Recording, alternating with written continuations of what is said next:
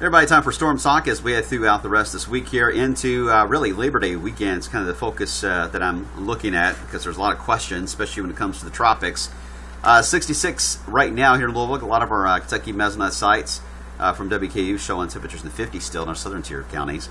All right, here's the setup. We are still dealing with that main flow that came through here over the weekend. It is still to our south, but it is going to get more involved as we head into tomorrow and as the week goes on, because the high pressure is centered off to the east is going to allow more of that southerly flow. It's going to push that humidity back into our backyards once again. At the same time, we got a front, another one, almost identical setup in a way from about a week ago. We were dealing with the front moving in, but the setup this time around is going to be slightly different when it comes to how it's going to evolve toward the end. Let me get you the future cast in the short term. Looking good today, mid-80s, low humidity. If you have anything planned outside, today's the day. Now tomorrow, as the warm surge kicks in, the RPM especially has been hinted at some thunderstorms that will roll through in the morning hours tomorrow, especially over Indiana, along that warm front as it moves to the north. It's been very consistent on that idea, so it is worth mentioning, especially when I see the RPM do that.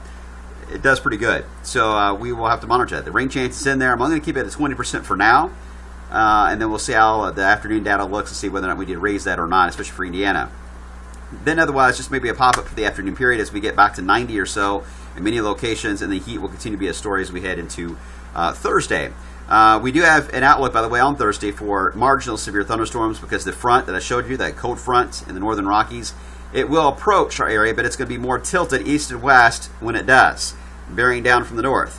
But it's only going to get to about I-70, maybe toward Cincinnati, so just enough of a wind belt close to us to provide maybe a few thunderstorms that could be on the gusty side. But the more south you are, you will stay dry. So then all eyes will be on this next wave, 99L, by the way. It has no name yet, but when it does get named, if it becomes a tropical storm, it'll be Hermine will be the name.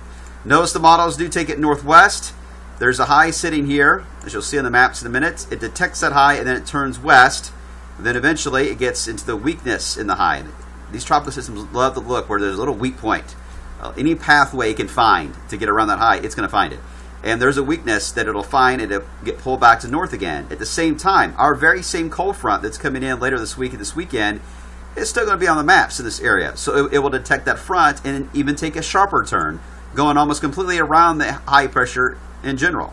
So we've got to figure out where the high is as far as its location as we head to later on this week. That will help determine the path. And of course, we've got to figure out where the front is. All these moving parts are going to be determining factors in what, if any,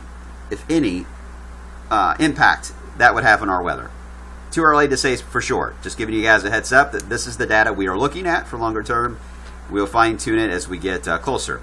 Looking at some of the models that see this, by the way, this is going to be for Monday to Tuesday of next week. GFS has got the high pressure ridge, a little more over the Carolinas. The Euro has a little more offshore, and here's that tropical wave. In fact, it develops into a named tropical system that crosses Florida, by the way, and then moves back to the north. So the Euro is betting on the ridge being a little more offshore to allow for this tropical system to undercut it. GFS has the tropical system. It's still in the Bahamas, though, because the high is much more to the west. Therefore, it's slowing down. It detects the high. The weakness is way over here. Chances of it reaching out are pretty slim, so it's likely to go ahead and curve and head out to sea if you go by the GFS idea. The ensembles, not a lot of help yet, but at least the Canadian does show more of the high being centered off the Carolina coast, giving credence to the Euro idea of it going over portions of Florida, the Gulf in general, later next week. So some interesting stuff to see how that plays out. In fact, when you go further down the road, as we head to the beginning of Labor Day holiday weekend, you can see where we definitely have some weakness going on, some tropic activity taking place in the eastern coastline. We'll see how that plays out. Look at the Euro. It's taking all the different model ideas at play. And you can see in general, there is a more northwest movement, and then it just struggles. There's even a couple of members try to take it all the way to Texas to find that weakness in the ridge.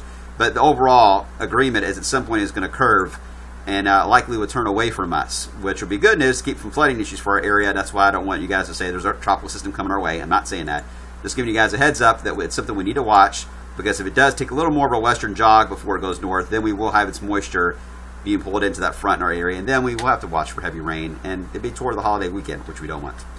Here it is again. This is the Euro. You can see how that low moves over Florida. It moves off the east coast. Never bothers us at all, but we have the front in our area that could get some enhancement of some rainfall in some cases. But I really think with this ridge the way it is, it's going to be more hot than anything with only just a few thunderstorms.